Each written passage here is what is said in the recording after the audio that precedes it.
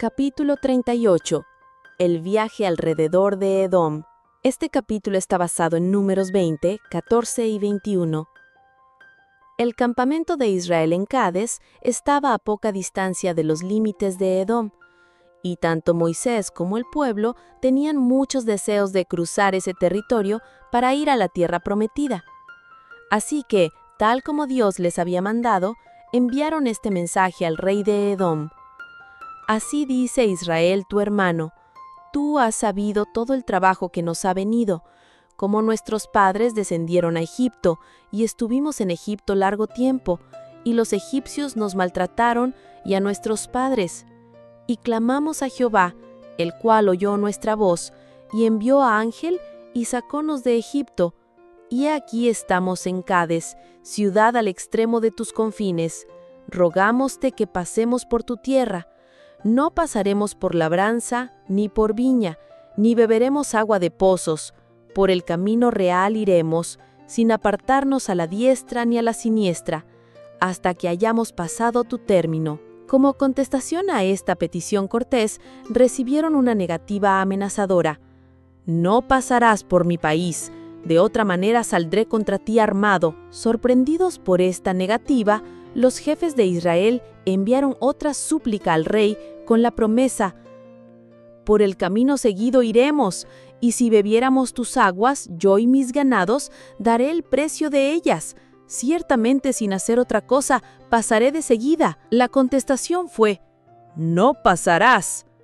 Ya había grupos de edomitas armados en los pasos dificultosos, de manera que cualquier avance pacífico en esa dirección era imposible, y se les había prohibido a los hebreos recurrir a la fuerza para lograr su fin.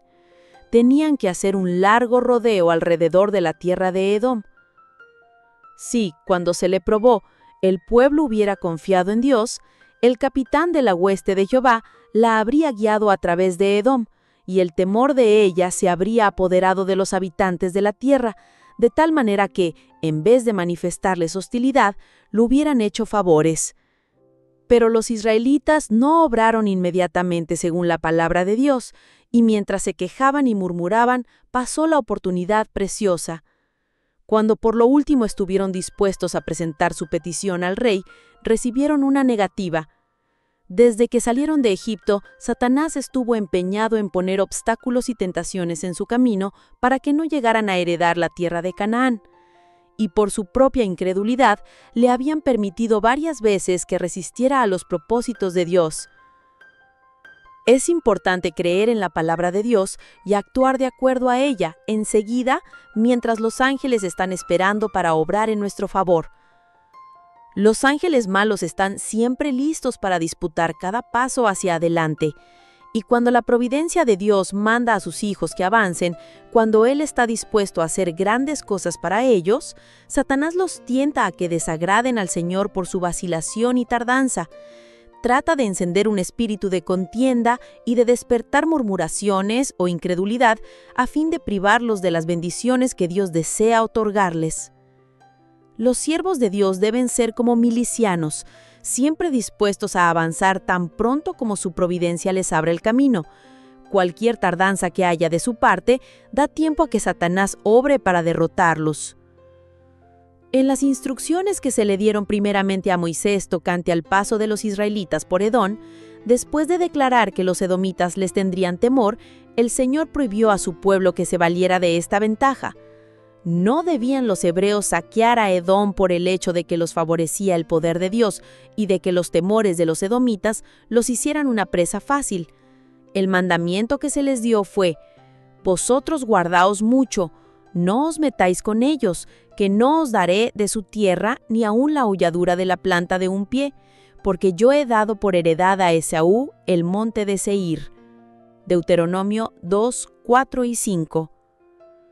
Los antepasados de Edom e Israel eran hermanos, y debiera haber reinado entre ellos la bondad y la cortesía fraternal. Se les prohibió a los israelitas que vengaran entonces, ni en ningún momento futuro, la afrenta que se les había hecho al negarles el paso por la tierra. No debían contar con poseer parte alguna de la tierra de Edom. Aunque los israelitas eran el pueblo escogido y favorecido de Dios, debían obedecer todas las restricciones que Él les imponía. Dios les había prometido una buena heredad, pero no habían de creer por eso que ellos eran los únicos que tenían derechos en la tierra, ni tratar de expulsar a todos los demás. Se les ordenó que al tratar con los edomitas no les hicieran injusticia. Debían de comerciar con ellos, comprarles lo que necesitaran y pagar puntualmente por todo lo que recibieran. Como aliciente a que los israelitas confiaran en Dios y obedecieran a su palabra, se les recordó que Jehová tu Dios te ha bendecido en toda obra de tus manos, y ninguna cosa te ha faltado. Deuteronomio 2:7. Israel no dependía de los edomitas, pues tenía un Dios rico y abundante en recursos. Nada debía procurar de ellos por fuerza o fraude, sino que más bien en todas sus relaciones debía poner en práctica este principio de la ley divina: amarás a tu prójimo como a ti mismo. Si los hebreos hubieran cruzado Edom como Dios se había propuesto, su paso habría resultado en una bendición no solo para ellos, sino también para los habitantes de la tierra, pues les habría permitido conocer al pueblo de Dios y su culto, y ver cómo el Dios de Jacob había prosperado a los que le amaban y le temían. Pero la incredulidad de Israel había impedido todo esto. Dios le había dado agua al pueblo en contestación a sus clamores, pero hubo de dejar que de su incredulidad proviniera su castigo. Otra vez debían cruzar el desierto y saciar su sed en la fuente milagrosa que no habrían necesitado más si solamente hubieran confiado en Él. Las hostes de Israel se encaminaron pues nuevamente hacia el sur por tierras estériles, que les parecían más áridas después de haber obtenido vislumbres de los campos verdes entre las colinas y los valles de Edom. En la sierra que domina este desierto sombrío se levanta el monte Hor, en cuya cima había de morir y ser sepultado Aarón. Cuando los israelitas llegaron a este monte, recibió Moisés la siguiente orden divina: toma a Aarón y a Eleazar, su hijo, y hazlos subir al monte Hor, y haz desnudar a Aarón sus vestidos, y viste de ellos a Eleazar, su hijo, porque Aarón será reunido a sus pueblos, y ahí morirá. Números 20, 22 al 29. Juntos, los dos ancianos, acompañados del más joven, ascendieron trabajosamente a la cumbre del monte. La cabeza de Moisés y Aarón ya estaban blancas con la nieve de 120 inviernos. Su vida larga y llena de acontecimientos se había distinguido por las pruebas más profundas y los mayores honores que jamás le hayan tocado en suerte a ser humano alguno.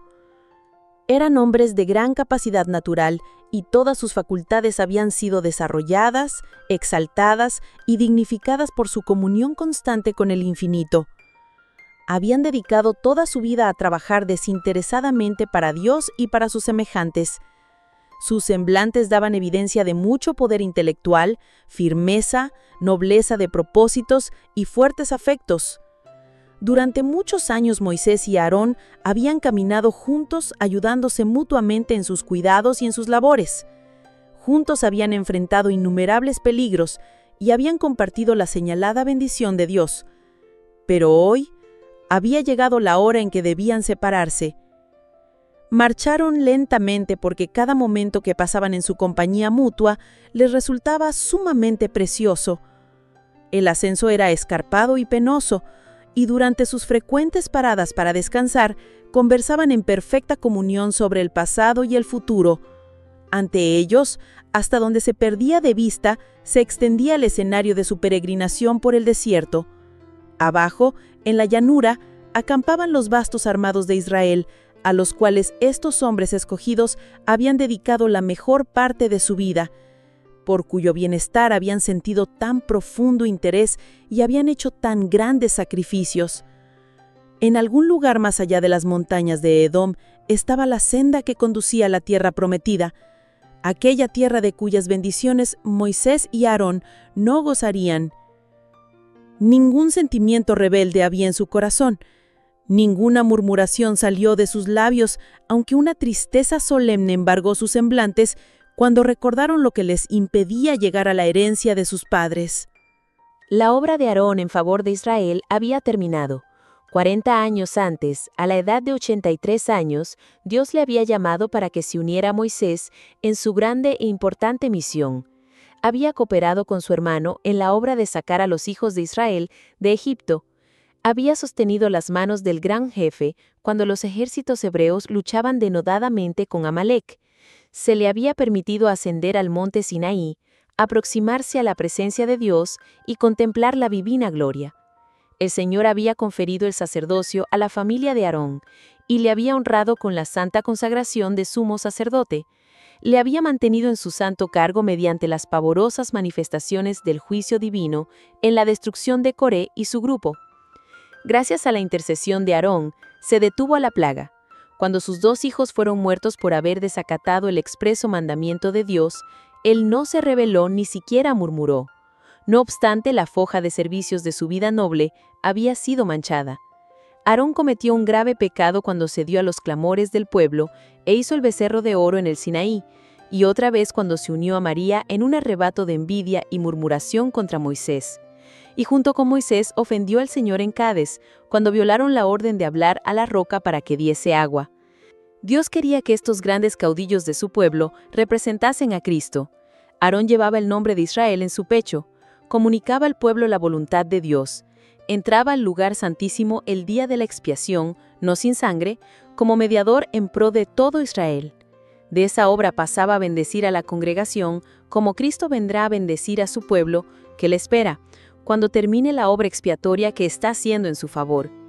El exaltado carácter de aquel santo cargo como representante de nuestro gran sumo sacerdote fue lo que hizo tan grave el pecado de Aarón en Cades. Con profunda tristeza, Moisés despojó a Aarón de sus santas vestiduras y se las puso a Eleazar, quien llegó a ser así sucesor de su padre por nombramiento divino. A causa del pecado que cometió en Cades, se le negó a Aarón el privilegio de oficiar como sumo sacerdote de Dios en Canaán, de ofrecer el primer sacrificio en la buena tierra y de consagrar así la herencia de Israel. Moisés había de continuar llevando su carga de conducir al pueblo hasta los mismos límites de Canaán. Había de llegar a ver la tierra prometida, pero no había de entrar en ella. Si estos siervos de Dios, cuando estaban frente a la roca de Cades, hubieran soportado sin murmuración alguna la prueba a que ahí se los sometió, cuán diferente habría sido su futuro. Jamás puede deshacerse una mala acción. Puede suceder que el trabajo de toda una vida no recobre lo que se perdió en un solo momento de tentación o aún de negligencia. El hecho de que faltaran del campamento los 2 grandes jefes y de que los acompañara Eleazar, quien era, como era bien sabido, había de ser sucesor de Aarón en el santo cargo, despertó un sentimiento de aprensión y se aguardó con ansiedad el regreso de ellos. Cuando uno miraba en derredor de suyo, en aquella enorme congregación, veía que casi todos los adultos que salieron de Egipto habían perecido en el desierto. Un presentimiento tenebroso embargó a todos cuando recordaron la sentencia pronunciada contra Moisés y Aarón. Algunos estaban al tanto del objeto de aquel misterioso viaje a la cima del Monte Hor, y su preocupación por sus jefes era intensificada por los amargos recuerdos y las acusaciones que se dirigían a sí mismos. Por fin columbraron las siluetas de Moisés y Eleazar que descendían lentamente por la ladera del monte, pero Aarón no los acompañaba. Eleazar tenía puestas las vestiduras sacerdotales y ello mostraba que había sucedido a su padre en el santo cargo. Cuando el pueblo con pesar en el corazón se congregó alrededor de su líder, Moisés explicó que Aarón había muerto en sus abrazos en el monte Hor y allá se le había dado sepultura. El pueblo prorrumpió en llanto y en lamentación, pues todos amaban de corazón a Aarón, aunque tan a menudo le habían causado dolor. Hiciéronle duelo por 30 días todas las familias de Israel, Números 20-29. Respecto al entierro del sumo sacerdote de Israel, las Escrituras relatan sencillamente: ahí fue muerto Aarón y ahí fue sepultado. Deuteronomio 10:6. ¿Qué contraste tan notable hay entre este entierro, llevado a cabo de conformidad al mandamiento expreso de Dios, con los que se acostumbran hoy en día? En los tiempos modernos, los exequias de un hombre que ocupó una posición elevada son a menudo motivo de demostraciones pomposas y extravagantes. Cuando murió Aarón, uno de los hombres más ilustres que han existido, presenciaron su muerte y asistieron a su sepultura solamente 2 de sus parientes más cercanos. Y aquella tumba solitaria en la cima del monte Hor quedó vedada para siempre a los ojos de Israel. No se honra a Dios en las grandes demostraciones que se hacen a veces a los muertos y en los gastos extravagantes en que se incurren para devolver sus cuerpos al polvo. Toda la congregación lloró a Aarón, pero nadie podía sentir la pérdida tan agudamente como Moisés. La muerte de Aarón recordaba vigorosamente a Moisés que su propio fin se aproximaba, pero por corto que fuera el tiempo que aún le tocara permanecer en la tierra, sentía profundamente la pérdida de su constante compañero, de aquel que por tantos largos años había compartido sus joyas y sus tristezas, sus esperanzas y sus temores. Moisés ahora debía continuar la obra solo, pero sabía que Dios era su amigo y en él se apoyaba tanto más. Poco tiempo después de dejar el monte Hor, los israelitas sufrieron una derrota en el combate que sostuvieron contra Arad, uno de los reyes cananeos. Pero como pidieron fervientemente la ayuda de Dios, se les otorgó el apoyo divino y sus enemigos fueron derrotados. La victoria, en vez de inspirarles gratitud e inducirles a reconocer cuánto dependían de Dios, los volvió jactanciosos y seguros de sí mismos. Pronto se entregaron de nuevo a su viejo hábito de murmurar. Estaban ahora descontentos porque no se había permitido a los ejércitos de Israel que avanzasen hacia Canaán inmediatamente después de su rebelión, al oír el informe de los espías casi 40 años antes. Consideraban su larga estada en el desierto como un retardo innecesario, y argumentaban que habían podido vencer a sus enemigos tan y fácilmente antes como ahora. Mientras continuaban su viaje hacia el sur, hubieron de pasar por un valle ardiente y cenizoso, sin sombra ni vegetación. El camino parecía largo y trabajoso, y sufrían de cansancio y de sed. Nuevamente no pudieron soportar la prueba de su fe y paciencia. Al pensar a todas horas solo en la fase triste y oscura de cuánto experimentaban, se fueron separando más y más de Dios. Perdieron de vista el hecho de que si no hubieran murmurado cuando el agua dejó de fluir en Cades, Dios les habría evitado el viaje alrededor de Edom. Dios deseaba cosas mejores para ellos. Debían haber llenado su corazón de gratitud hacia Él porque les había infligido tan ligero castigo por su pecado. En vez de hacerlo, jactanciaban diciendo que si Dios y Moisés no hubieran intervenido, ahora estarían en posesión de la tierra prometida. Después de acarrearse dificultades que les hicieron la suerte mucho más difícil de lo que Dios se había propuesto, le culparon a él de todas sus desgracias. Sentían amargura respecto al trato de Dios con ellos y, por último, sentían descontento por todo. Egipto les parecía más halagüeño y deseable que la libertad y la tierra a la cual Dios les conducía. Cuando los israelitas daban rienda suelta a su espíritu de descontento, llegaban hasta encontrar faltas a las mismas bendiciones que recibían. Y habló el pueblo contra Dios y Moisés: ¿Por qué nos hiciste subir de Egipto para que muramos en este desierto, que no hay pan ni agua, y nuestra alma tiene fastidio de este pan tan liviano? Moisés indicó fielmente al pueblo la magnitud de su pecado. Era solo el poder de Dios que les había conservado la vida en el desierto grande y espantoso, de serpientes ardientes y de escorpiones y de sed, donde ningún agua había. De día y peregrinación habían sido guardados por un milagro de la misericordia divina. En toda la ruta en que Dios los había conducido, habían encontrado agua para sus sedientos, pan del cielo para sus hambre, y paz y seguridad bajo la sombra de la nube de día y el resplandor de la columna de fuego de noche. Los ángeles les habían asistido mientras subían las alturas rocosas o transitaban por los ásperos padescos del desierto. No obstante las penurias que habían soportado, no había ni una sola persona débil en todas sus filas. Los pies no se les habían hinchado en sus largos viajes, ni sus ropas habían desvestido. Dios había subjugado y dominado ante su paso las fieras y los reptiles ponzoñosos del bosque y el desierto. Si a pesar de todos estos notables indicios de su amor, el pueblo continuaba quejándose, el Señor iba a retirarle su protección hasta que llegaran a apreciar su misericordioso cuidado y se volvieran hacia Él arrepentidos y humillados. Porque había estado escudado por el poder divino, Israel no se había dado cuenta de los innumerables peligros que lo habían rodeado continuamente. En su ingratitud e incredulidad, había declarado que deseaba la muerte, y ahora el Señor permitió que la muerte le sobreviniera. Las serpientes venenosas que pululaban en el desierto eran llamadas serpientes ardientes a causa de los terribles efectos de su mordedura, pues producía una inflamación violenta y la muerte al poco rato. Cuando la mano protectora de Dios se apartó de Israel, muchísimas personas fueron atacadas por estos reptiles venenosos. Hubo entonces terror y confusión en todo el campamento. En casi todas las tiendas había muertos o moribundos. Nadie estaba seguro. A menudo rasgaban el silencio de la noche gritos penetrantes que anunciaban nuevas víctimas. Todos estaban atareados para asistir a los dolientes, o con cuidado angustioso trataban de proteger a los que aún no habían sido heridos. Ninguna murmuración salía ahora de sus labios. Cuando comparaban sus dificultades y pruebas anteriores con los sufrimientos por los cuales estaban pasando ahora, aquellas les parecían baladíes. El pueblo se humilló entonces ante Dios. Muchos se acercaron a Moisés para hacerle sus confesiones y súplicas. «Pecado hemos», dijeron, «por haber hablado contra Jehová y contra ti». Poco antes le habían acusado de ser su peor enemigo, la causa de todas sus angustias y aflicciones. Pero aún antes que las palabras dejaran sus labios, sabían perfectamente que los cargos eran falsos. Y tan pronto como llegaron las verdaderas dificultades, corrieron hacia él como a la única persona que podía interceder ante Dios por ellos. «Ruega a Jehová», clamaron, «que quiten en nosotros estas serpientes». Dios le ordenó a Moisés que hiciese una serpiente de bronce semejante a las vivas y que la levantara ante el pueblo. Todos los que habían sido picados habían de mirarla y encontrarían alivio. Hizo lo que se le había mandado y por todo el campamento cundió la grata noticia de que todos los que habían sido mordidos podían mirar la serpiente de bronce y vivir.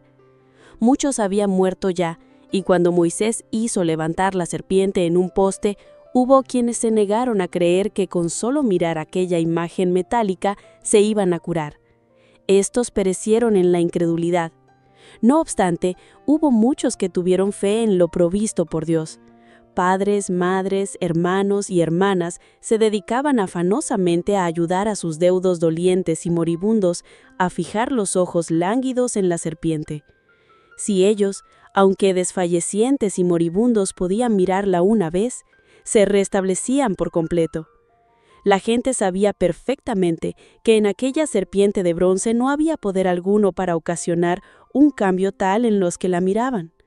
La virtud curativa venía únicamente de Dios.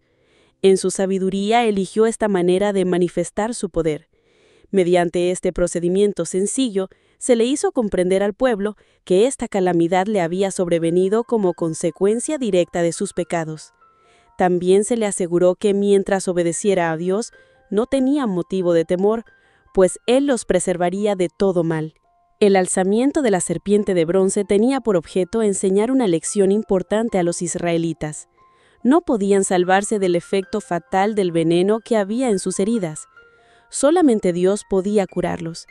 Se les pedía, sin embargo, que demostraran su fe en lo provisto por Dios. Debían mirar para vivir. Su fe era lo aceptable para Dios y la demostraban mirando la serpiente. Sabían que no había virtud en la serpiente misma, sino que era un símbolo de Cristo, y se les inculcaba así la necesidad de tener fe en los méritos de Él. Hasta entonces, muchos habían llevado sus ofrendas a Dios, creyendo que con ello expiaban ampliamente sus pecados. No dependían del Redentor que había de venir, de quien estas ofrendas y sacrificios no eran sino una figura o sombra. El Señor quería enseñarles ahora que, en sí mismos, sus sacrificios no tenían más poder ni virtud que la serpiente de bronce, sino que, como ella, estaban destinados a dirigir su espíritu a Cristo, el gran sacrificio propiciatorio. Y como Moisés levantó la serpiente en el desierto, así es necesario que el Hijo del Hombre sea levantado, para que todo aquel que en él creyere no se pierda, sino que tenga vida eterna.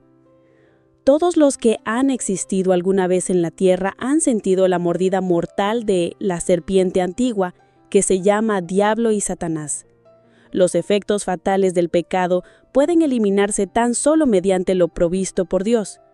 Los israelitas salvaban su vida mirando la serpiente levantada en el desierto. Aquella mirada implicaba fe. Vivían porque creían la palabra de Dios y confiaban en los medios provistos para su restablecimiento. Así también puede el pecador mirar a Cristo y vivir. Recibe el perdón por medio de la fe en el sacrificio expiatorio. En contraste con el símbolo inerte e inanimado, Cristo tiene poder y virtud en sí para curar al pecador arrepentido. Aunque el pecador no pueda salvarse a sí mismo, tiene algo también que hacer para conseguir su salvación. Al que a mí viene, no le echo fuera, pero debemos ir a Él, y cuando nos arrepentimos de nuestros pecados, debemos creer que nos acepta y nos perdona. La fe es el don de Dios, pero el poder para ejercitarla es nuestro. La fe es la mano de cuya mano se vale el alma para asir los ofrecimientos divinos de gracia y misericordia. Nada excepto la rectitud de Cristo puede hacernos merecedores de una sola de las bendiciones del pacto de la gracia. Muchos son los que, durante el largo plazo, han deseado obtener estas bendiciones, pero no las han recibido porque han creído que podían hacer algo para hacerse dignas de ellas. No apartaron las vistas de sí mismos, ni creyeron que Jesús es un Salvador absoluto. No debemos pensar que nuestros propios méritos nos han de salvar. Cristo es nuestra única esperanza de salvación. Y en ningún otro hay salud, porque no hay otro nombre debajo del cielo dado a los hombres en que podamos ser salvos. Cuando confiamos plenamente en Dios, cuando dependemos de los méritos de Jesús como Salvador que perdona los pecados, recibimos toda la ayuda que podamos desear. Nadie mire a sí mismo como si tuviera poder para salvarse. Precisamente porque no podíamos salvarnos, Jesús murió por nosotros.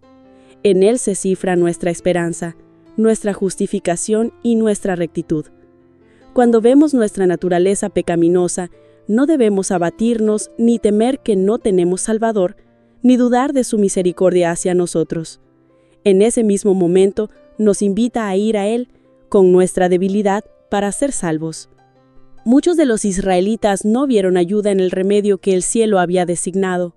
Por todas partes los rodeaban los muertos y moribundos, y sabían que, sin la ayuda divina, su propia suerte estaba sellada, pero continuaban lamentando y contemplando sus heridas, sus dolores, su muerte segura, hasta que sus fuerzas se agotaron, hasta que los ojos se les pusieron vidrios, cuando podían haber sido curados instantáneamente. Si conocemos nuestras necesidades, no debemos dedicar todas nuestras fuerzas a lamentarnos acerca de ellas. Aunque nos demos cuenta de nuestra condición impotente sin Cristo, no debemos ceder al desaliento, sino depender de los méritos del Salvador crucificado y resucitado. Miremos y viviremos. Jesús ha empeñado su palabra. Salvará a todos los que acuden a Él. Aunque muchos millones de los que necesitan curar rechazarán la misericordia que les ofrece, a ninguno de los que confíen en sus méritos lo dejará perecer. Muchos no quieren aceptar a Cristo antes que todo el misterio del plan de la redención les resulte claro. Se rehúsan a mirar con fe, a pesar de que ven que miles han mirado a la cruz de Cristo y sentido la eficacia de esa mirada. Muchos andan errantes por los intrincados laberintos de la filosofía en busca de razones y evidencias que jamás encontrarán, mientras que rechazan la evidencia que Dios ha tenido a bien darles.